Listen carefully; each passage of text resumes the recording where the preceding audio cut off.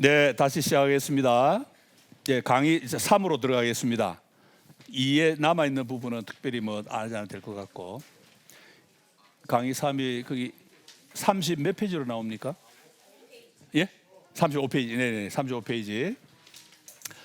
이제부터 다루는 내용은 우리 변증학에서 일반적으로 다루는 중요한 원리들입니다. 이 원리는 우리 자신이 복음을 어떻게 이해할 수 있고, 이해한 복음을 어떻게 다른 사람에게 전달해 줄 수 있는지, 그 원리를 다루는 변증학 중요한 핵심적인 그런 내용이라고 볼 수 있겠습니다. 변증학이 가능한가? 실제로 신학에서 논란이 있습니다. 변증학이 이론적으로 가능하다, 불가능하다, 이런 논쟁이 벌어지고 있는데, 그 핵심은 로마서 1장 18절에서 23절까지의 내용을 어떻게 이해하느냐에 달려 있습니다. 변증학이 가능하다고 말하는 사람 가운데 특별히 이제 브루너라고 하는 사람은 자연신학이라고 하는 말, 간단히 말하면 성경 없이 자연만 보고도 하나님을 연구할 수 있다고 하는 게 자연신학입니다. 근데 브루너는 이 자연신학하고 변증학이 비슷하다. 그래서 변증학을 통해서도 하나님을 알 수 있다. 그렇게 이제 주장을 하고, 바르트는 거기에 대해서 아주 강력하게 반발을 하는데 본인의 표현으로 분노의 서문을 써가지고 브루너를 공격합니다. 화가 나가지고 이제 자기 말대로는. 에밀 브루너가 먼저 책을 썼습니다. 자연과 은혜라는 글을 먼저 출판을 했고, 바르트가 그걸 읽고는 분노에 차서 반박문을 냅니다. 아니라고 하는, 책 제목이 Nine입니다. Nine, No 하는 영어로. 브루너 입장이 뭐냐? 양쪽 입장을 다 잘 이해하면은 우리가 성경을 이해하고 자연을 이해하는 데 있어서도 좋은 지침이 된다고 생각을 하는데, 브루너는 말 그대로 독일의 저명한 신학자입니다. 이 사람이 자연신학의 부활을 시도하는데, 자연신학은 중세 천주교에서, 중세 기독교에서 이제 많이 유행하던 건데, 성경 없이 자연만, 인간의 본성이나 아니면 자연만 연구해서도 어느 정도 하나님을 알 수 있다, 그렇게 주장하는 신학입니다. 그 신학에서 이용하는 기본적인 틀이 이제 존재의 유비, 하나님의 존재하고 이 피조물의 존재를 서로 연결해가지고 적어도 어느 정도 하나님에 대해서 다는 모르지만 어느 정도는 찾아낼 수가 있다, 그렇게 주장을 합니다. 이 존재의 유추는 믿음의 유추라고 하는 것과 대비가 되는 표현인데, 성경에 나와 있는 표현을 이제 자기 원용을 했습니다만은, 이 믿음의 유추라고 하는 것은 모든 것을 믿음의 근거로, 성경에 나와 있는 내용을 근거로 추론해가는 방식을 가리키고, 존재의 유추는 피조물에 비교해가지고 하나님을, 창조주 하나님을 피조물을 잘 살핌으로써 알 수 있다는 그런 이론인데, 아퀴나스의 글 가운데 이렇게 나옵니다. 그러면 존재의 유추가 가능한 근거가 뭐냐 하면은 바로 이 접촉점입니다. 사람 마음에 하나님 당신을 계시할 수 있는 어떤 접촉점을, 가능성을 두셨다. 그것을 하나님이 인간의 본성에 심어 두셨다 하는 것인데, 그렇기 때문에 사람은 그런 본성을 가지고 있기 때문에 자연과 역사를 공부함으로써 하나님에 대해 알 수 있다. 그러면서 복음을 듣기 전에도 사람이 일단 죄책감, 죄의식을 느끼지 않느냐, 그렇게 주장을 합니다.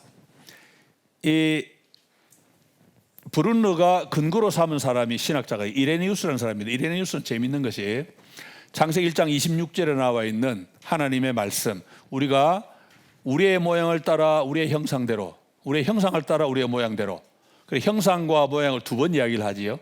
그 두 가지를 분리를 합니다. 그래서 형상은 인간이 가지고 있는 이성, 인간의 의지, 이런 자연적인 유사성, 하나님이 가지고 계시는 의지를 인간도 가지고 있고, 하나님이 가지고 계시는 이성적인 판단을 인간도 가지고 있고, 이렇게 생각을 했고, 그 다음에 모양은 뭐냐? 모양은 거기에 플러스 알파, 하나님이 더 추가해 주신 것, 거룩하게 살고 바르게 살고 하는 도덕적인 특성을 가리키는데, 아담이 죄를 지음으로써 모양은 잃어버렸지만 형상은 그대로 가지고 있다, 그런 식으로 이제 분리해서 설명을 합니다. 그런데 이건 먼저 히브리어를 몰랐기 때문에 그렇죠. 히브리어는 같은 말을, 같은 내용을 표현만 바꾸어서 반복하는 버릇이 있습니다. 그래서 오라 우리가 여호와께 굽혀 경배하며 우리를 지으신 여호와 앞에 무릎을 꿇자, 굽혀 경배하며 무릎을 꿇자, 같은 말인데 표현만 바꿔 두 번 표현합니다. 그런 방식으로 보통 푸는데 이제 이레니우스는 그걸 다르게 분리를 한 거지요. 그런데 이레니우스, 이 브루너가 이레니우스의 이런 입장을 그대로 수용을 해가지고 사람이 이 의와 자유의지 이런 모양에 속하는 그런 부분은 잃어버렸지만 왜? 죄를 지으니까 이제 그죠? 순종보다 죄만 지니. 그렇지만 합리성, 이건 뭐 그러므로 또는 뭐 그러나 이런 논리적인 표현을 할 수 있고 그다음에 책임, 이건 내가 잘못한 데 대해서는 죄책감을 느끼고 이런 데서는 형식적인 형상은 유지가 되었다 그렇게 주장을 합니다. 그런데 이 형식적인 형상이 하나님의 존재와 비슷한 것이기 때문에 이건 파괴될 수가 없고 이걸 통해서 하나님을 어느 정도는 알 수가 있다 그렇게 주장을 합니다. 그게 바로 이제 하나님 우리 마음속에 접촉점을 두셨기 때문인데 브루너의 표현을 따르면은 하나님은 우리의 능력이 끝나는 곳에서 우리를 만나신다. 이 보면 이제 마치 인간과 하나님이 공동 사역을 하는 것 같은 느낌을 주지요. 사람은 우리가 갈 수 있는 최대한 갑니다. 하나님 우리가 올 때까지 기다리고 계세요. 우리가 더 이상은 못 가는 지점이 딱 닿으면 하나님이 거기가 와서 우리를 만나 주신다. 그렇게 해서 마치 천주교처럼 우리가 열심히 노력하고 하나님 은혜 주시고 두 개가 다 조화를 이루어서 구원을 하는 것 같은 그런 느낌을 좀 줍니다. 그리고 우리가 자연 계시, 인간의 본성을 연구하든지 아니면 대자연을 연구함으로써 하나님에 대해서는 반 정도는 알 수가 있다. 일반 은혜를 통해서 하나님께 나아가고 하나님 거기다 플러스 알파로 우리에게 구원을 주시는 구원의 지식, 은혜 이런 걸 갖고 오셔서 우리가 만난다. 이게 이제 에밀 브루너의 입장이고, 칼발트는 거기에 대해서 아주 공격을 퍼붓습니다. 칼발트 잘 아시죠? 20세기에 뭐 브루너보다 훨씬 유명한 신학자고 한국 신학교 가운데서 우리 통합적이라고 해서 이 장신대학에서는 조직신학이 그냥 바르트입니다. 그 정도로 바르트는 중요한 인물입니다. 우리 고신에서도 바르트를 부정적으로 보죠.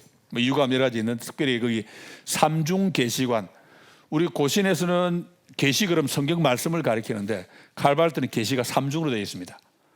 계시 1번은 예수 그리스도 그 자체, 예수 그리스도가 계시. 왜? 요한복음 1장 14절에 말한 대로 이 본디 하나님을 본 사람이 없지만 하나님의 독생자가 하나님을 나타내셨다. 그러니까 예수 그리스도가 바로 계시다. 두 번째는 그 예수 그리스도를 기록으로 옮긴 성경책, 그것도 계시고, 세 번째는 뭐냐? 그 성경책을 가지고 목회자가 말씀을 선포할 때 그 선포된 말씀이 또 계시가 됩니다.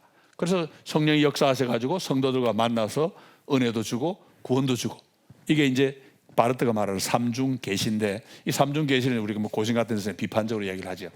거기다 아까 우리 변증학 용어 설명할 때 변증학이란 말과 변증법이란 말에서 충돌을 일으킨다 말씀을 드렸지요.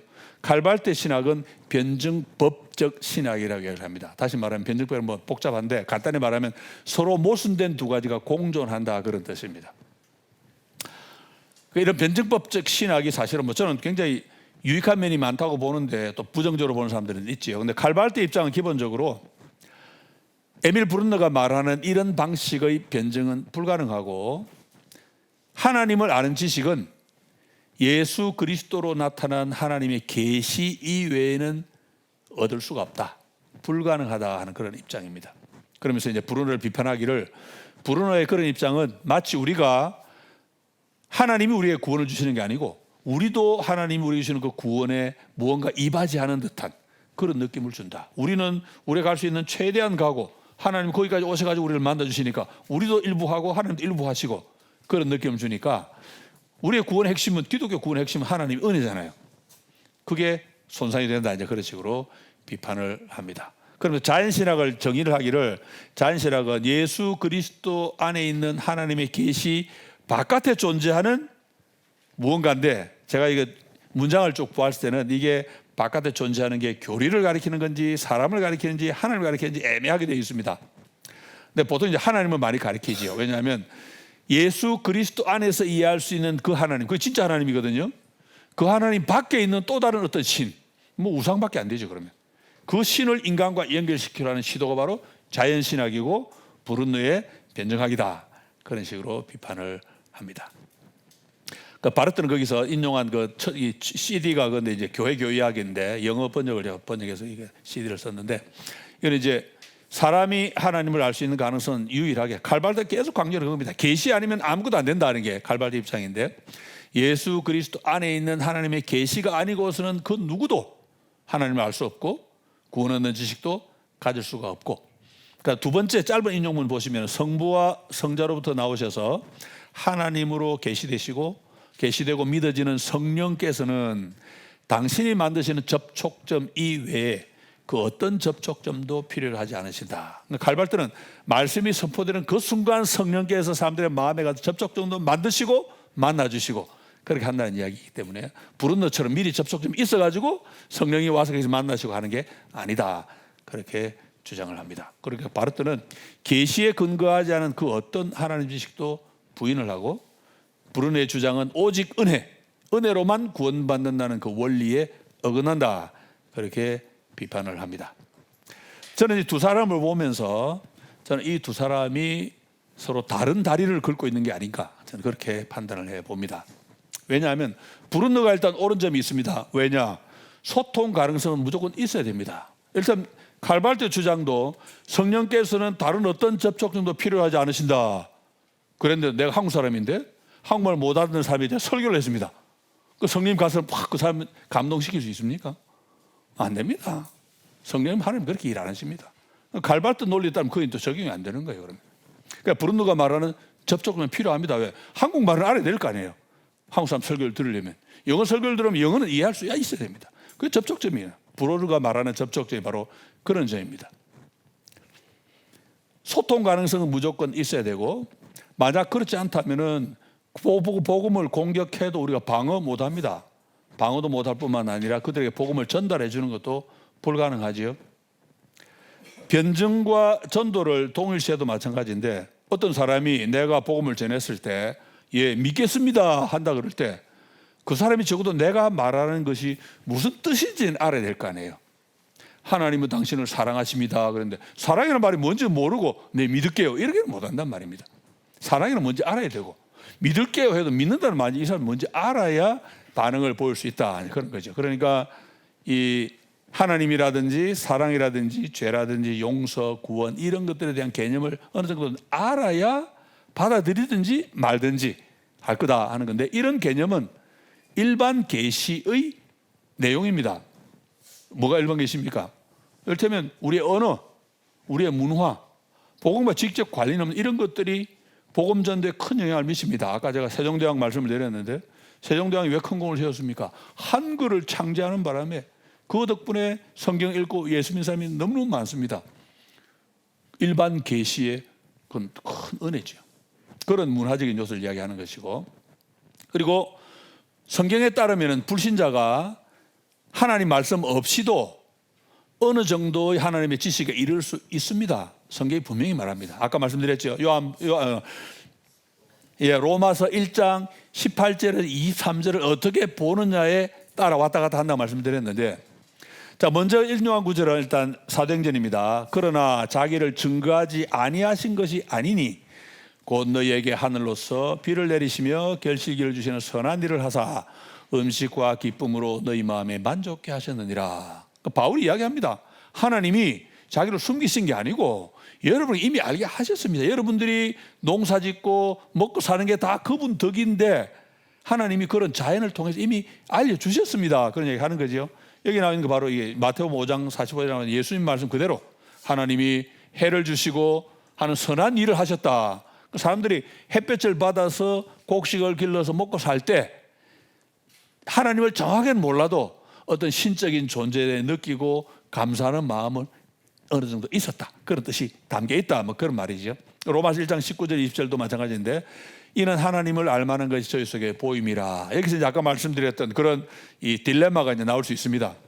왜 딜레마냐? 자, 보십시오. 하나님을 분명히 보이셨다고 이야기하지요. 그래서 어느 정도냐? 핑계치 못할지니라. 우리가 마지막 예수 안 믿는 사람이 마지막 하는 심판대에 섰을 때 너 왜 안 믿었니? 그럴 때 몰랐는데요. 그런 말을 못한다는 겁니다. 왜? 하나님 분명히 보이셨기 때문에 핑계 댈 수 없습니다. 그냥 임의로 안 믿은 거지, 일부러 안 믿은 거지, 몰랐는데요라는 핑계는 안 될 정도로 하나님이 확실하게 알려주셨다는 겁니다. 그럼 이제 한계가 뭡니까? 그러면 하나님을 믿고 순종할 수 있을 정도의 지식이 되어야 되는데, 핑계는 못하지만 부정적으로는 역할을 하지만 긍정적으로 자연에 나타나는 하나님 지식을 보고는 이분이 하나님이 진짜 하나님이구나, 내 이분 믿어야지, 그렇게 적극적인 방법으로는 영향을 못 미칩니다. 그럼 마지막 심판대 앞에 몰랐는데라고 말은 못하지만, 그럼 그 사람이 자연적인 능력으로 그런 하나님을 보고 믿고 구원받을 수 있느냐, 그건 또 안 되거든요. 그래서 어떻게 보면 딜레마적인 요소가 여기도 충분히 있습니다. 핑계할 수 없을 정도라, 적어도 성경은 그렇게 말하니까 핑계할 수 없을 정도라면 적어도 하나님에 대한 상당한 지식을 담고 있다는 뜻이 됩니다.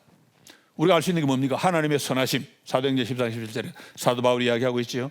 그다음에 로마서 1장 이 본문이 말하고 있는 게 뭡니까? 하나님의 영원한 능력과 신성, 이건 알 수 있다는 겁니다. 핑계할 수 없다 이랬으니까 우리 인간의 자유 그리고 도덕적 책임도 전제합니다. 만약 인간의 자유가 없다 그러면 너 왜 죄 지었니? 나는 어쩔 수가 없었어요, 기계니까. 그렇게 말할 수 있겠죠. 자유가 있기 때문에 안 지을 수도 있었는데 죄를 지었으니까 벌 받자 하는 거 아닙니까? 그래서 이게 이제 딜레마입니다. 핑계는 할 수 없는데 그렇다고 구원에 이르게도 못하는 그런 지식입니다. 근데 브루너는 이 점은 말하지 않습니다. 그래, 부분적으로 하나님에 대해서 알 수 있다, 맞죠? 그런데 알 수 있는 그 지식이 한계가 있다는 점은 브루너가 입싹다고 말을 안 해요.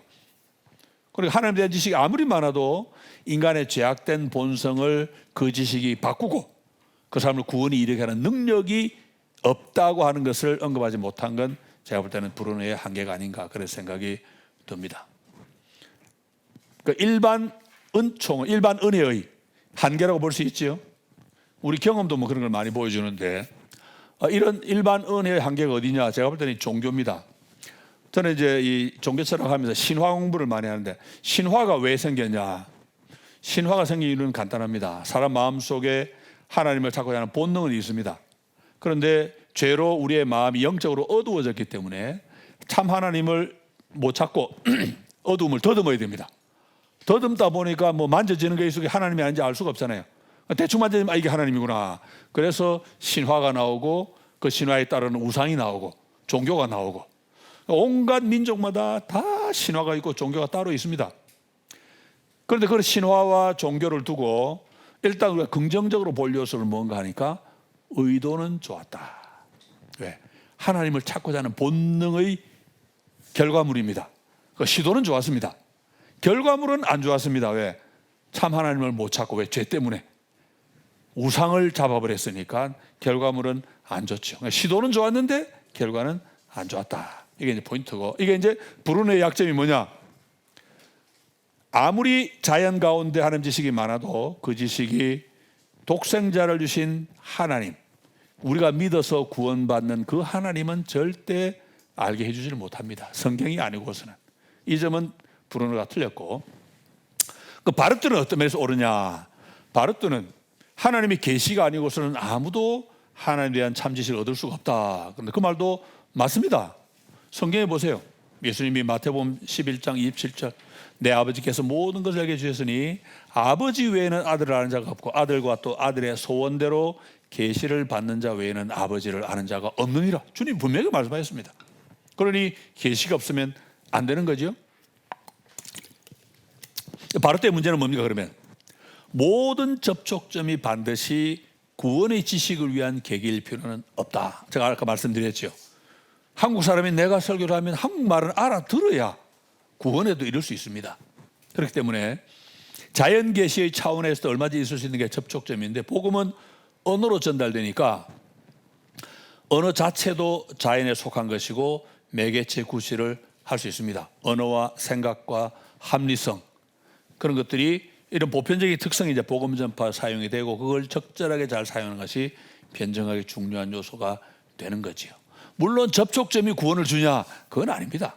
접촉점 말 그대로 만나는 자리거든요. 하나님이 거기서 우리를 만나셔서 성령이 역사하시면 구원에 이르겠지요. 그렇지만 하나님이 그런 자연적인 접촉점을 얼마든지 사용하실 수 있다. 그런 차원에서 바르트는 너무 과도한 주장을 한 게 아닌가 생각이 들고, 그 다음에 언어 이야기하면 늘 생각나는 것이, 제가 속한 이 고신교단에는 목사 가운데 인문학을 마귀의 학문으로 보는 분들이 있습니다. 그래서 인문학, 제가 공부한 철학 이런 공부했다 그러면 아주 마귀의 학문을 공부한 것처럼 착각하는 분들이 있어요. 그분들 볼 때마다 저는 질문을 합니다. 국어, 말, 그 인문학입니다. 성경은 하나님 말씀입니다. 문장입니다. 문장. 언어를 알아야 됩니다. 히브리, 헬라어, 원어도 필요하면 한국말로도 문장입니다. 국어 못하면 성경 이해 못합니다. 제가 그래서 우리 일원능에 부임하고 난 다음에 교인들한테 국어 공부 많이 시켰어요. 너희는 세상의 소금이라. 무슨 법이지요? 비유법. 비유주법 중에서도 직유입니까? 은유입니까? 은유. 예. 직유는 뭐지요? 뭐뭐처럼 뭐뭐 같이 직접 비유하는 거니까. 이건데 아닌 듯 하면서 비유하는 거니까 은유. 그 다음에 또 시편 1편. 복 있는 사람은 옛날 번역들하면 악인의 꾀를 좇지 아니하며 죄인에게도 서지 아니하며 오만한 자의 자리에 앉지 아니하고. 수사법 뭐지요? 열거법. 틀렸습니다. 뭐지요? 점층법입니다. 점층법. 네. 죄가 처음에는 아이디어, 그 다음에 실천, 그 다음에는 고착. 점점 죄가 깊어지는 단계를 지금 이야기하는 거예요. 그러니까 이게 열거법으로 보느냐 점층법으로 보느냐 성경 이해하는 게 달라지겠죠. 그러니까 수사법을 잘해야 됩니다. 끊임없이 지금도 이야기합니다. 고마운 줄 알아. 제가 동네 고등학교 국문과 출신이라고 제가 맨날 뜯습니다. 우리 고등학교 선배신데 네, 제가 고등학교 국어가 너무 좋았어요. 네, 뭐 지금도 국어 좋아합니다. 국어를 잘해야 됩니다. 성경을 잘 이해하려면. 언어입니다. 언어. 저는 세종대왕이 고마워요. 한글을 만들어줘가지고. 이 컴퓨터 시대에. 어쨌든 많은 사람들이 인문에 대해 오해를 합니다. 종교개혁이 왜 일어났겠습니까? 종교개혁이 일어나기 전에 수백 년간 교회가 얼마나 부패하고 타락했습니까? 개혁 외친 사람이 있어요. 존 후스, 위클리프. 다 화형당해 죽었습니다. 그런데 루터는 화형 안 당했습니다. 칼뱅도 안 당했어요. 왜? 르네상스가 있었거든요. 1300년부터 1500년까지 200년간 전 유럽을 특별히 이태리 중심으로 르네상스가 확 휘슬면서 인문학이 확 퍼졌습니다. 전부 시, 소설, 온갖 문학들이 쫙 퍼진 거 사람들이 더 똑똑해져 버렸습니다. 르네상스 200년 기간 동안에 제일 큰 영향을 미친 사람이 단테인데 단테가 1300년 사람이거든요. 미켈란젤로는 1500년대 사람입니다. 미켈란젤로 루터가 동시에 사람이고 약 200년간 르네상스가 확 일어날 때 지성인들을 주도했던 게 단테의 신곡인데 그 당시에 르네상스 시대 사람들 지성인들이 한 자리에 모이면 늘 한 게 뭐냐니까 단테 신곡 한 구절 착 읽고는 무슨 뜻인지 토론을 하는 거예요. 같이. 그런 방식으로 지성이 퍼져나갔는데 그러니까 사실 저는 이탈리아의 르네상스는 100% 저는 단테라고 늘 보죠. 어쨌든 200년이 지나고 나면서 유럽 전체 사람들이 막 너무 똑똑해져 버렸습니다. 순식간에. 그랬더니 마틴 루터가 말씀을 보고 루터도 인문학 공부한 사람입니다. 인문학 공부하면서 성경 다시 보니까 내가 지금 배운 거 엉터리네. 다시 깨닫게 됐지요. 의인은 믿음으로만 산다. 아멘. 그리고 나를 따르라 그러니까 막 추종자가 많이 있는 거예요. 화형 못 시킵니다. 제후도 따라오고 백성도 따라오고 화형 못 시키고 제후가 루터 숨겨주고 그러잖아요. 그죠?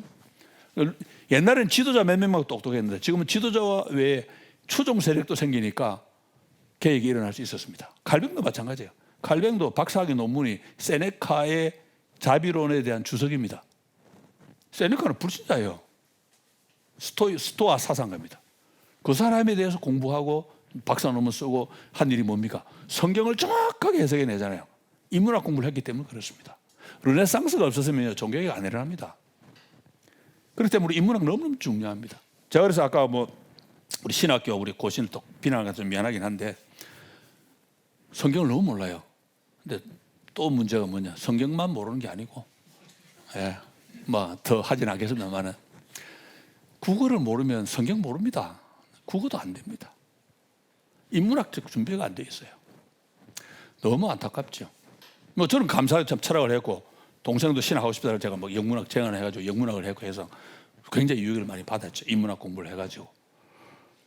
그러니까 신학교 가서 고신대학 신학교 가도 얼마든지 인문학교 할 수 있는데 너무 약한 게 너무 개인적으로 안타깝다 생각을 하는데 정말 인문학 교육이 중요합니다. 그냥 특별히 국어가 중요하고 국어 외에 다른 것도 잘하면 좋습니다만은 바르트 이야기하다 이야기 좀 옆으로 샜네요. 바르트 자신의 모순을 볼 수 있는데 제가 아까 말씀드린 그 목회자들의 모순도 마찬가지입니다. 인문학을 비난하는 그 사람의 그 비난하게 만든 그 자기의 논리, 사고방식, 그 다 인문학입니다. 자기 인문학 공부했기 때문에 그걸 비난할 수 있는 거예요. 마치 그하고 비슷한 거예요. 제가 미국 가서 이제 한국 교육을 막 비판을 하는데, 한국 이건 교과서 위주 공부 말이야, 주입식 공부 이거 안 돼. 그래도 누가 그런 얘기 합니다. 그런 교육 받고도 그 정도 이야기할 수 있으면 공부 잘했네. 미안한 거예요, 저도. 주입식 교육 받아가지고 막 안 좋다고 막 비판할 수 있는 그런 능력도 결국은 그 교육을 통해 받은 거예요, 그죠? 예, 그때 그런 느꼈는데, 근데 칼발트는 계시에만 의존해야 된다 주장하지요. 그럼 칼발트는 외국어 공부 안 했습니까? 칼발트는 히브리어, 헬라어, 라틴 못하는 게 없습니다. 다 인문학입니다. 다 자연에 속한 접촉점입니다. 자기는 공부해놓고 거기다가 바르트 자신이 사용하는 논리, 그것도 철학적 논리입니다. 자기도 사용하면서 아니라고 이야기하면 안 되죠. 뭐 그런 점에서는 일반 계시가 접촉점이 될 수가 있고, 그리고 실제로 특별 계시의 틀을 이루고 있습니다. 우리가 하나님이 우리에게 주시는 구원의 말씀은 다 한글로 번역된 성경은 그냥 한국 언어입니다. 한국어입니다. 말. 랭귀지야, 랭귀지. 그죠? 그걸 우리가 무시하면 안 되는 거죠. 그리고 성경에 보면은 그것들이 하나님에게서 나왔나 시험해 보아야 된다. 영을 판단해야 된다. 그 판단을 다 우리 이성으로 합니다. 내가 알고 있는 그 성경을 이용해서 이성의 능력으로 판단을 합니다. 그렇기 때문에 칼발트 같은 그런 극단에 가는 것은 옳지 않다 생각이 됩니다. 결국 변증학을 하는 기본적인 접촉점이 뭐냐? 인간의 합리성에 호소하는 것인데 얼마든지 가능하지요. 그 좋은 보기가 이제 사도행전 17장에 나오는 사도 바울의 변증이 좀 이따 우리 다시 보겠습니다만은, 분명한 점 몇 가지 좀 정리하면, 1번 구원은 하나님의 특별 계시 없이는 불가능합니다. 당연하지요. 2번은 뭡니까? 대신 자연 지식은 그리스도 구원의 계시를 위한 준비가 되고, 그래 옛날에 할머니들이 한 100년 전에 처음 교회가 복음이 확산될 때 교회에서 한글 학당을 열었잖아요. 할머니들이 예수를 믿었는데 학교를 안 다녔단 말이에요. 근데 한글은 너무 배우기 쉬워요. 그래서 교회에서 한글 가르쳐가지고 할머니들이 성경책을 읽기 시작합니다. 교회가 막 부흥하는 거예요. 그러면 그 자연이죠. 그는 그 자연 계시가 얼마든지 그리스도 구원의 준비가 되고 그리스도의 자기 계시를 위한 접촉점이 되고 활용할 수도 있고, 그게 바로 변증학이다. 그래서 저는 브루너와 바르트의 양면을 다 골고루 볼 수 있으면 좋겠다, 그렇게 말씀을 드리는 거고, 그 다음에 나오는 인물이 재미있습니다. 틸리, 폴 틸리. 이 사람은 접촉점이 가능하고 얼마든지 활용해야 된다고 주장하는 사람인데, 브루너하고는 또 다른 입장입니다. 브루너가 말하는 이 접촉점은 하나님과 사람 사이의 접촉점인데 반해서 폴 틸리가 말하는 접촉점은 크리스찬과 불신자 사이의 접촉점입니다. 변증법 할 때 칼발트의 신학이 변증적 신학이라 보통 그걸 부르는데, 그 칼발트의 변증적 신학은 다이얼렉틱 디얼로지입니다. 다이얼렉틱. 근데 틸리의 신학도 변증적 신학이라고 불러요. 근데 틸리의 신학은 아폴로제틱 디얼로지입니다. 변증학과 관련된 거죠. 칼발트는 변증법, 틸리는 변증학. 그런 차이가 있는데, 틸리는 신학은 아예 전부가 변증신학이다, 그렇게 주장을 합니다. 캐리그마 신학은, 다시 말해 말씀을 선포하는 신학은 변증신학으로 완성돼야 한다. 이게 틸리의 조직신학에 나오는 말인데, 틸리의 조직신학 인용해 보면 이렇게 이야기합니다. 변증신학은 상황에 내포된 질문들에 답하되 영원한 메시지의 능력으로 또 답변을 요구하는 질문들의 상황이 제공하는 도구를 이용해야 된다. 두 가지 섞은 거 아시겠지요? 안에 내용은 영원한 메시지입니다. 그런데 내용을 담을 그릇은 상황이 제공하는 도구, 틀은 자연이 줍니다. 내용은 계시, 하나님의 특별히 계시가지고, 틀은 상황이 줍니다. 그래서 틸리는 자기 신학을 보통 Theology of Correlation에서 상응신학이라 이야기합니다. 불신자들은 질문을 하고 믿는 우리는 답을 줍니다. 질문과 답이 서로 correlate 되어 있다, 서로 연결되어 있다, 이제 그런 뜻인데, 세상의 질문에 대한 답변이 기독교 복음에 있다. 세상은 질문을 하고 기독교 복음은 답을 준다, 이게 틸리의 기본 틀입니다. 그런데 틸리가 이해한 세상의 기본 원리는 실존입니다. 특별히 틸리가 관심 가진 철학이 하이데거의 실존주의입니다. 그래서 틸리의 조직신학 책은 하이데거라고 하는 사람이 쓴 실존주의 철학에 대해서 그 철학적인 용어를 가지고 기독교 복음을 풀어내는 겁니다. 그러니까 실존주의 철학을 공부한 사람이 틸리 책을 읽으면 하이데거의 실존주의 용어로 기독교 복음을 풀어낸 내용을 이해를 할 수 있다. 이게 이제 틸리의 조직 신학이 담고 있는 핵심적인 가르침입니다. 그러면 우리의 질문이 그거죠. 브룬노와 바르트 할 때 접촉점이 있냐 없냐 그랬는데 틸리가 말하는 이런 상응을 가능하게 만드는 접촉점은 무엇인가? 이 틸리는 그런 면에서는 에밀 브룬노 쪽으로 많이 갑니다. 존재 유추를 수용을 합니다. 다시 말하면 안 믿는 사람들이 적어도 질문을 던질 정도의 지식은 가지고 있다. 그런 이야기인데 굉장히 중요한 표현입니다. 세상은 질문을 하고 우리는 그들이 던지는 질문에 대해서 그들의 용어를 사용해서 답을 주어야 한다. 그러니까 틸리 자신이 본을 보기에 틸리 자기가 쓴 조직신학 책이고, 그런데 문제는 뭐냐? 그러니까 그 사람들의 용어로 번역을 많이 해서 들려주었는데, 그럼 들려준 그 속에 기독교 복음이 들어있느냐? 그것도 다른 문제입니다. 너무 번역을 많이 해버렸어요. 그러니까 이게 도전이 되죠. 제가 볼 때는 틸리는 변증학을 열심히 했습니다. 사람들이 고통의 문제, 그다음 무슨 실존의 문제 질문하면 이건 이거다 설명을 잘 했는데 그 속에 예수 그리스도의 십자가 복음은 안 들어가 있으니까 변증은 잘했는데 전도는 못하지 않았나, 그런 생각이 드는 거죠. 그러면 질문과 답이 어떤 관계에 있는가, 이도 재미있는데, 여러분 불신자들이 이제 질문을 할 수 있는가? 저는 개인적으로 불신자들 질문 못한다고 봅니다. 근데 틸리는 질문할 수 있다고 봤어요. 성경은 뭐라고 이야기합니까? 질문을 한다, 이 말은 내가 내 문제를 알고 있다는 뜻입니다. 내 문제를 모르면 질문 못합니다. 문제를 알기 때문에 질문을 던집니다. 그러니까 내가 내 문제를 알고 있다, 이 말은 극단적으로 말하면 이미 답도 알고 있다는 소리입니다.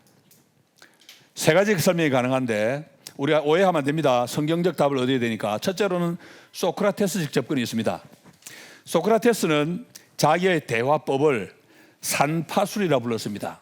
혹시 그거 들어보셨습니까? 산파술. 산파가 뭡니까? 하는 일 없습니다. 여자가 아이 낳으면 그냥 받아주는 것밖에 안 합니다. 자기가 하는 것도 사람들과 대화를 주고받고 해가지고 그 사람 속에 잉태되어 있는, 임신되어 있는 생각을 끄집어내는 역할밖에 안 한다. 그게 이제 소크라테스 이야기입니다. 왜냐? 이미 사람 마음 속에는 모든 진리가 다 들어있다는 겁니다. 이유가 뭐냐면 고대 그리스 사람들은 영혼의 선재를 믿습니다. 윤회를 믿었습니다. 내 속에 있는 이 영혼은 이미 전생을 살던 영혼입니다. 다 들었어 이미. 그래서 내가 이제 소크라테스가 할 수 있는 일이 뭐냐? 질문을 잘 던져가지고 대화를 주고받는 가운데 그 사람이 맞네요. 나도 알고 있었네요. 이걸 깨닫게 해주는 겁니다. 이게 소크라테스 자기 역할이죠. 그래서 이제 영어로 생각한다 그래 to think란 말도 쓰지만 to conceive란 말도 씁니다. conceiv의 명사 conception 개념이잖아요, 그죠? 근데 conceive란 말이 다른 뜻도 있잖아요. 임신한다는 뜻입니다. 그래서 소크라테스 이 말을 여기 연결해서 두 가지 뜻으로 설명할 수 있는데, 소크라테스가 그런 개념을 가지고 있기 때문에 소크라테스는 모든 사람에게 질문만 잘 던지면 반드시 그 사람은 정확한 답을 준다고 믿었습니다. 그러니까 이제 뭡니까? 질문을 안다 이 말은 답도 알고 있다, 그런 뜻이 되는 거죠. 소크라테스식으로 설명하는 거고, 두 번째로는 변증법적인 설명인데 이건 이제 공산주의와 좀 관련이 되는데, 문제는 항상 그 문제에 대한 답도 포함이 되어 있다. 공산주의가 어떻게 설명하냐? 공산주의는 자본주의가 극에 달할 정도로 발전하면 그 속에서 자본주의를 무너뜨리는 힘이 나온다. 그게 바로 공산당 혁명입니다. 그게 왜 가능하냐? 마르크스는 변증법으로 설명합니다. 변증법이 뭐냐면 내가 자본주의인데 자본주의 내 속에 자본주의하고 반대되는 요소가 들어있다는 뜻입니다. 그러니까 자본주의가 막 발전하면 내 속에 있는 그게 드러나가지고는 자본주의를 엎어버린다. 공산당 혁명이 일어나고 인류 사회는 평화가 오고 뭐 이런 식으로 설명하는 거죠. 이게 이제 칼 마르크스가 헤겔에서 인용해온 변증법입니다. 그 변증법을 이용해서 이제 공산당 혁명의 이론을 그렇게 만들어내는데, 헤겔식의 정반합이죠. 정만 있으면 안 되고 반이 있을 때 이 정이 반을 내치지 않고 자기 속에 품어냅니다.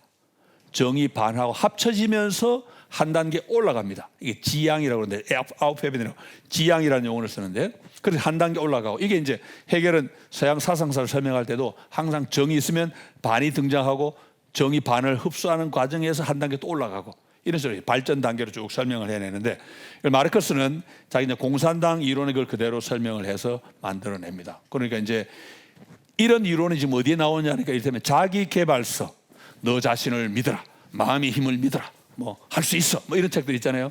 그것은 항상 보면은 어떤 말이냐니까 당신이 어떤 고민이 있지, 그 고민에 이미 답도 있어. 질문이 있지, 그것에 답이 있어. 그래서 가르칩니다. 거짓말이에요. 답 없습니다. 근데 사람들이 그거 읽으면 정말인가 보다. 용기를 얻고 진짜 삶을 바꾼 사람이 있습니다. 그래서 실제로 그런 책이 팔리는 거예요. 이게 이제 말하자면 변증법적 그런 접근이고, 이건 성경이지 않습니다. 성경은 그럼 뭐라고 가르치느냐? 성경은 왜 그러면 질문만 바로 하면 이미 답을 얻은 거라고 이야기하느냐? 문제를 깨닫는 것 자체가 이미 하나님 은혜의 첫 단계이기 때문에 그렇습니다. 내가 죄인인 줄 알면 구원받은 겁니다. 구원 못 받은 사람 어떻습니까? 예수님 말씀하시대로 하면은 바리새인이 자기 아픈 줄 몰라요. 예수님 뭐라고 합니까? 병든 자에게 의사가 필요하다. 자, 이 말은 농담합니다. 이 사람도 의사이기 때문에. 예수님은 뭐 예방의학을 싫어하시냐 그건 아니고 건강할 때 의사 찾아가야죠, 그죠? 그 말씀의 의도는 뭐냐? 예수님은 바리새인들을 빗대하시는 말씀이에요. 바리새인들이 자기들 건강하다고 그러니까 너희들 건강해? 그럼 넌 나 필요 없어. 건강한 너희들 건강하게 잘 살아. 나는 아픈 사람들한테 갈 거야. 그걸 말씀하시는 거죠. 바리새인이 건강합니까? 건강하다는 말이 무슨 말입니까? 자기가 아픈데 아픈 줄 모르고 있는 거예요, 지금. 아픈 줄 알면 어떻게 됩니까? 알면 바로 예수님 찾아갑니다. 고쳐주세요. 그러니까 아프다는 거 아는 것 자체가 이미 답 얻은 겁니다. 왜냐? 아픈 걸 알게 해주시는 분이 하나님이기 때문에 그렇습니다. 하나님이 우리에게 구원의 은혜를 주실 때 제일 먼저 와, 나 구원받았는데 이런 사람 아무도 없습니다. 첫 단계가 뭡니까? 나는 망했네. 이 더러운 죄는 어떻게 할까? 죄를 먼저 깨닫습니다. 이게 출발점입니다. 하나님 은혜는, 우리는 하나님은 시간 위에 계시지만 우리 시간 안에 있기 때문에 하나님 은혜가 우리에게는 시간에 따라옵니다. 첫 단계, 둘째 단계, 셋째 단계, 단계가 있습니다. 첫 단계가 뭐냐? 죄를 깨닫는 단계입니다. 죄를 깨닫는 단계. 화로다 나여 망하게 되었다. 어쩜 좋으냐? 그런 사람에게 하나님 찾아오셔서 내가 내 죄를 용서해 주마. 이게 이제 은혜의 단계입니다. 그런데 내가 죄인인지도 모르는데 내가 너 구원해 주마. 말이 안 되죠. 그래서 이제 보통 복음을 좋은 소식이라 굿뉴스라 그러는데 현대인에게 복음은 제일 먼저 밴뉴스입니다. 왜? 너 죄인이야. 나 몰랐는데 죄인이야. 그 다음에 굿뉴스가 가는 거예요. 그러니까 이 하나님의 구원의 순서를 보면은 당연히 내가 먼저 문제가 있다는 걸 느끼고 그걸 느껴야 그 다음에 해결책으로 갑니다. 그리고 느꼈다는 자체는 이미 하나님 은혜 주셨습니다. 은혜 안 주시면 아무도 모릅니다. 그리고 구원에 내가 죄인이라는 걸 알았으면 구원 받은 거하고 같습니다. 왜? 시간상 이제는 그 다음 단계 오게 되어 있기 때문이죠. 제가 이제 비유적으로 설명하면은 어둠을 어둠으로 느끼려면 빛이 있어야 됩니다. 캄캄한 어둠에 있던 사람은 자기가 어둠이라고 모릅니다. 그러다 어디 빛이 하나 딱 생기면 나하고 다르네. 저 밝네. 여기 왜 어둡지? 느낄 거 아니에요, 그죠? 근데 어둠에만 있던 사람은 어둠이란 개념도 없습니다. 선악을 알게 하는 지식의 나무. 그건 뭐겠습니까? 인간이 하나님의 명령을 어기고 죄를 짓기 전에는 악이라는 게 없었습니다. 모든 게 선입니다. 다 좋습니다. 그러니까 선악을 구분할 수가 없어요. 그럼 이 뱀의 말이 맞지요. 너희가 먹는 날에는 눈이 밝아져서 하나님처럼 선악을 알게 될 거다. 그러고 여자가 솔깃한 거예요. 야, 내가 똑똑해지나 보다. 딱 먹은 순간 뭘 깨달았습니까? 이건 나쁜 짓이네, 이거. 악입니다, 악. 그러면 이거 빼고 나머지다 좋은 거였구나. 전에는 좋은 게 좋은 걸 좀 몰랐는데 악이 들어오고 나니까 좋은 것, 나쁜 것 구분을 할 줄 알게 됩니다.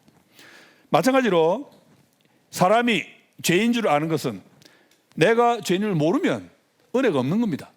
은혜가 오면 내가 죄인이구나. 바로 깨닫죠. 그러니까 어둡다고 느끼는 그 자체가 희망인 겁니다. 그래서 보통 이 문화사를 이야기할 때도 어둡다는 것을 느끼면 희망이 있습니다. 한국 교회가 부패했다. 제가 막 떠들고 다닙니다. 이거 막 온갖 돈 타령, 막 거짓말 잔치 막 난리인데 그걸 떠든 인간이 있다는 자체 희망이 있다는 뜻입니다. 그런 뜬 사람도 없으면 희망이 없는 거지요. 그리고 다 썩었는데 냄새도 안 나오는 이미 죽은 거지요. 썩은 냄새가 난다는 건 내가 아직 살아있구나. 아직 희망이 있구나. 그런 뜻인데 그걸 그렇게 본다면 희망이 있지요. 성경에 나와 있는 복이 보세요. 이사야가 하나님을 배웠습니다. 제일 먼저 한 말은 뭐가? 아이고 나는 이제 죽었다. 그러고 하나님을 내가 보다니. 그때 하나님이 용서해. 제단에서 숯불을 가져와가지고 용서받았다. 누구를 보낼까? 제가 가겠습니다. 베드로 보세요. 어마어마하게 밤새 허탕 치고 난 다음에 주님 말씀대로 그물을 던졌더니 배 두 척에 꽉 잡밀로 많이 잡혔습니다. 우리가 인간적으로 볼 때는 야 신난다, 야 예수란 분 대단하다, 야 이러고 말했을 텐데 베드로는 그 순간 바로 고기 관계도 없습니다. 예수 앞에 엎드립니다. 왜? 이런 놀라운 능력을 가지신 분이라면 반드시 하나님이실 것이고 하나님의 아들이다. 야, 그 거룩하신 하나님 앞에 내 죄가 이제 보이기 시작하는 거예요. 바로 그럼 가서 무릎 꿇습니다. 주님 저를 떠나십시오. 저는 죄인입니다. 예수님 뭐라고 하십니까? 네가 오늘 이제 앞으로 사람을 잡는 어부가 될 거다. 용서해 주시고 불러주시는 거지요. 예수님 말씀하신 대로 심령이 가난한 자는 복이 있나니. 왜 복이 있습니까? 부자가 복이지 왜 가난한 게 복이 있습니까? 영적인 파산을 경험해야 되는데 하나님 은혜 안 받으면 파산 못합니다. 은혜 주셔서 우리가 제일 먼저 느끼는 게 영적 파산이기 때문에 예수님이 심령이 가난한 자는, 영적으로 가난한 사람은 복이 있다, 그렇게 말씀하시는 거죠. 이렇게 볼 때 안 믿는 사람이 하나님 은혜를 못 받았는데 자기의 문제를 깨닫고 참된 질문을 던진다. 불가능하죠. 문제 깨달았으면 이미 은혜 받은 건데. 그래 불신자가 할 수 있는 건 뭐냐? 그럼 전혀 못하냐? 아닙니다. 합니다. 뭘 합니까? 문제가 뭔지는 모르지만 그 문제의 불똥이 튄 건 압니다. 어떤 식으로 튑니까? 몸에 병이 납니다. 장애가 있습니다. 마음이 괴롭습니다. 세상살이가 마음대로 안 돼요. 온갖 유혹이 있어서 막 돈 쫓아가고 쾌락 쫓아가고 자기도 압니다. 뭔가 좀 이상하다. 이거 이상하다. 그건 느낍니다. 진짜 문제는 뭔지 모르지만 그 문제가 파생한 다른 문제는 느낄 수가 있습니다. 그래서 그런 문제로 생각을 할 수 있지요. 그 좋은 보기가 이제 실존주의가 된 철학이지요. 실존주의가 볼 때 야, 인간 세상에 문제가 많다 이거. 왜 인간은 죽어야 되지?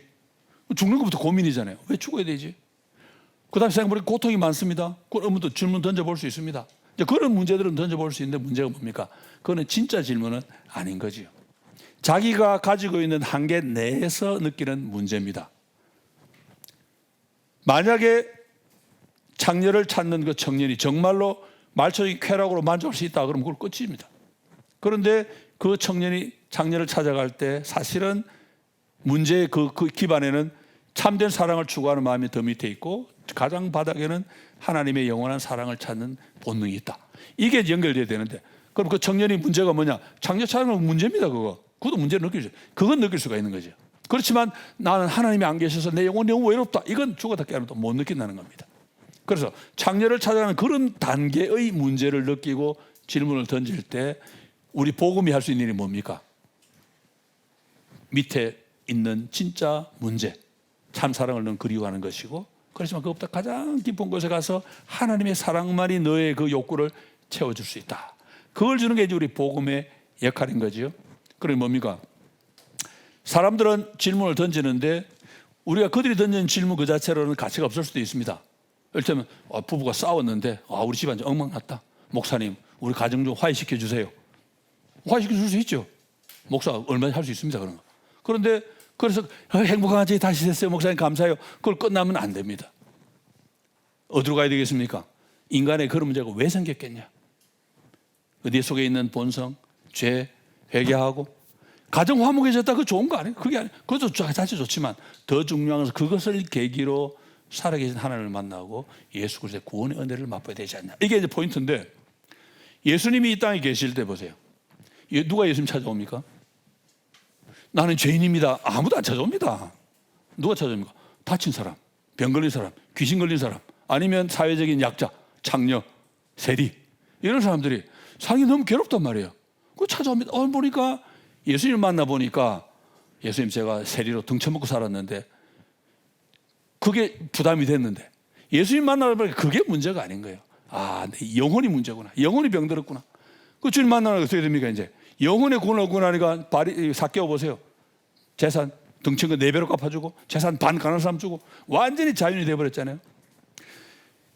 예수님을 찾아온 사람들이 다 그렇습니다. 사람들 와서 예수님 제가 눈이 안 보입니다. 근데 뭘 원하냐? 보기를 원하나이다. 예수님 눈만 띄워줬습니까? 아닙니다. 몸의 눈도 띄워주고 영의 눈도 띄워져 가지고 예수님이 그 사람이 영원한 생명을 주시죠. 제일 재밌는 게 10명의 한센병 환자를 고치신 일이잖아요. 나와 환자를 고치셨는데 예수님이 세상에 보내셨습니다. 한 명 돌아왔죠. 예수님 그래서 뭐라고 물으십니까? 그 사람한테. 아니 10명 다 낫지 않았냐? 왜 너밖에 안 왔니? 예수님 몰라서 물어보시죠. 10명 나머지 어디 갔니? 제사장한테 갔지. 예수님 보내셨는데 왜 물어보십니까? 너희 나머지 9명도 돌아왔어야지 이 말씀이죠. 왜? 지금 몸의 그 병 고치는 중요한 게 아니고 그걸 계기로 진짜 문제가 뭔지 알고 영의 병을 고쳐야 되는데 한 명만 겨우 혜택을 받은 거예요. 나머지 9명은 평생의 소원이 이루었으니까 얼른 재산에 가지고 나왔다 판정받고 정상생활하고 이거 얼마나 좋았겠습니까? 예수님보다 그게 아니거든요. 진짜 중요한 건 놓친 사람이 9명입니다. 예수님 안타까워가지고 왜 너밖에 안 왔니? 그러시는 거예요. 우리가 지금 틸리 이야기하면서 이 두 개의 관계가 바로 그래야 됩니다. 육신의 병은 영적인 죄가 낳은 일종의 왜곡된 표출이죠. 육신의 병 그 자체가 문제가 아닙니다. 그건 내 영의 병을 깨달을 수 있는 계기가 되고 그 병을 통해서 영혼을 발견할 수 있는 너무너무 좋은 기회가 된 거죠. 그걸 이제 예수님은 어떻게 표현하시냐니까 이제 떡을 먹느냐 표적을 보느냐 그렇게 구분을 하십니다.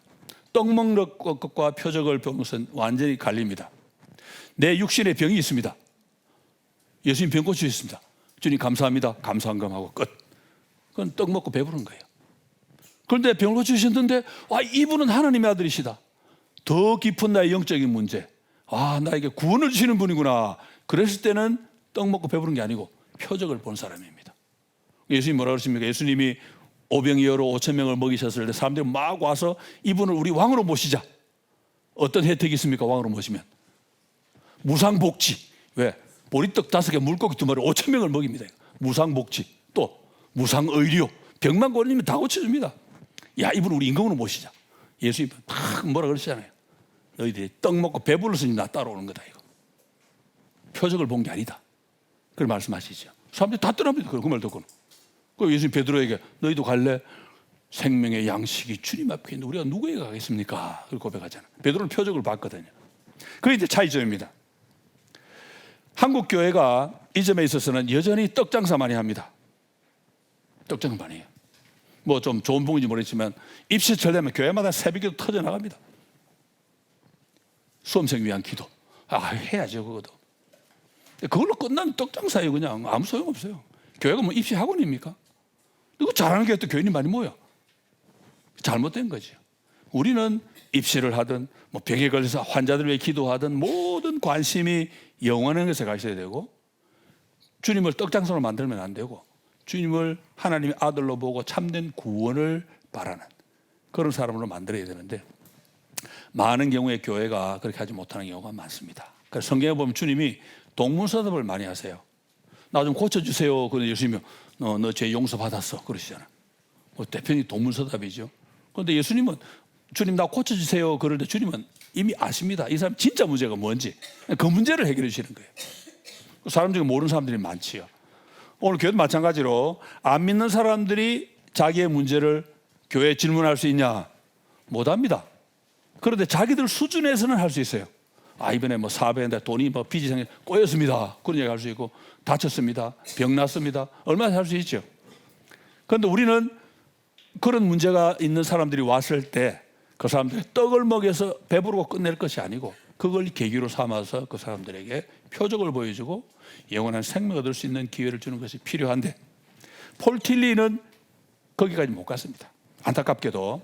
그런데 우리 떡 장사하는 거 보면은 이제 제가 번영복음의 속임수라는 책에서 노만 빈센트 필의 이 사상을 비판을 많이 했는데 빈센트 필의 책을 보면은 떡 장사하는 이야기가 굉장히 많이 나옵니다. 이 세상 실패했던 사람이 빈센트 필에서 긍정적 사고방식, 적극적 사고방식을 교육받아가지고 다음에 성공했다. 그래서 돈이 가난했다가 벼락부자가 됐다. 이런 얘기 많이 나옵니다. 그런데 절대 안 나오는 게 뭐냐? 그 사람이 그 일을 계기로 떡이 아니고 표적을 보고 주님을 만났다. 이런 얘기가 한 번도 안 나옵니다. 가짜 책이에요. 그러니까. 빈센트 필 보고 적극적 사고방식 멋있죠.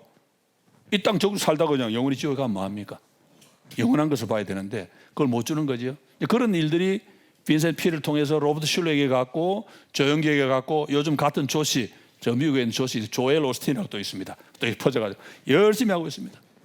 지금도요 매주일 조엘 오스틴 설교를 수백만 명이 듣는답니다. 참 끔찍하죠. 그분 설교 들어보세요. 복음 없습니다. 거기는 그냥 자기 성공이에요. 떡 장사 잘합니다. 물론 떡이 좀 맛있나 봐 그 집이. 우리 현실입니다. 그래서 이제 목사가 저도 이제 목회를 하다 보면은 뭐 개인의 병, 아픔, 가정사, 우리 지금 우리 교인 중에도 암 걸린 사람 여러 명이 있습니다. 뭐 교인은 얼마 안 되는데 암 걸린 사람이 그리 많아요. 그분들이 기도하죠. 주님 가능하면 이분 고쳐주십시오. 그렇지만 중요한 것은 일이 계기가 돼가지고 이분이 더 주님을 의지하고 영원한 거 바라볼 수 있게 해달라고. 그게 이제 우리의 포인트지. 병 고쳐주세요. 그러면 예수님이 육신의 의사가 아니고 예수님이 영의 의사이기 때문에 영원한 것에 대한 답을 주셔야 맞는데 우리가 지향해야 될 점도 저 그러지 않은 거 생각이 들고, 저는 이제 목사로서 늘 생각하는 것이 재밌는 것이 우리 이 땅을 유한한 세상을 살아갑니다. 잠시 살다 갑니다. 살아가는 기간도 짧고 살아가는 공간도 얼마나 짧아요. 얼마나 좁아요. 우리가 뭐 지구, 저는 뭐 여기저기 많이 다녀봤습니다만은 이 광대한 우주에 비하면 이 지구에 먼지 하나도 안 되잖아요. 그런데 이 짧은 기간 동안 이 좁은 공간을 살다가는 우리한테 하나님이 영원의 세계로, 무한의 세계로 갈 수 있는 통로를 여기저기에 만들어 놓으셨다, 저는 그렇게 봅니다. 그리고 예수님은 우리가 살아가면 주님의 은혜를 받고 매 순간순간을 살되 어려운 이웃을 생각하면서 그 이웃을 내가 사랑으로 도와주고 그들에게 주님의 사랑을 베풀고, 그럼 주님이 그거 나한테 한 거다 알아주시고 영원으로 통하는 길목이잖아요. 그게. 그래서 그것이 우리가 이 떡 먹고 배부른 인생이 아니고 정말 표적을 보고 주님을 바로 믿는 그런 삶이 아닌가 생각이 드는데, 그럼 이제 폴 틸리 정리합니다. 폴 틸리가 한 일이 뭐냐? 틸리는 원칙적으로는 맞습니다. 세상이 질문하면 우리가 답 줘야 됩니다. 그런데 세상이 묻는 거기에 그대로 답 주면 안 됩니다. 예수님 나 고쳐주세요 그러면 너 죄 사함을 받았느니라 할 수 있어야 됩니다. 떡 장사를 하면 안 되고 표적을 보여줘야 되니까. 그런데 폴 틸리는 사람들이 묻는 그 질문의 수준을 맞추어 가지고 자기를 낮추어서 그 사람들의 용어에 맞게 기독교 복음을 쫙 설명을 했는데 떡 장사는 됐는데 표적은 못 보여주고 말았다. 그게 제 분석입니다. 사람들이 질문할 때 사람들은 자기 수준에 맞는 질문을 하지요. 우리는 그 사람 수준에 맞는 답을 주면 안 되고 우리는 하나님의 말씀의 수준에 맞는 답을 주어야 됩니다. 말하자면 예수님이 성육신 하시는 건 다른 차원입니다. 예수님은 성육신 하셨지만 여전히 하나님이셨잖아요. 근데 틸리 신학은 사람들에게 답을 준다고 했는데 하나님의 계시가 아닌 인간의 설명이 되고 말하고 했죠. 기본적으로는 제가 그런 말씀드리면 기본적으로는 틸리의 틀이 맞습니다. 신학은 언제나 변증해야 되고 사람들의 질문에 답을 주어야 됩니다. 그런데 사람들이 떡 주세요 할 때 우리는 떡을 안 주고 표적을 줄 수 있는 그런 신학이 되어야 되니까 우리가 변증을 하고 다른 사람과 안 믿는 사람들과 소통할 때도 저는 이런 점을 우리가 염두에 둬야 되지 않나 그런 생각을 해봅니다.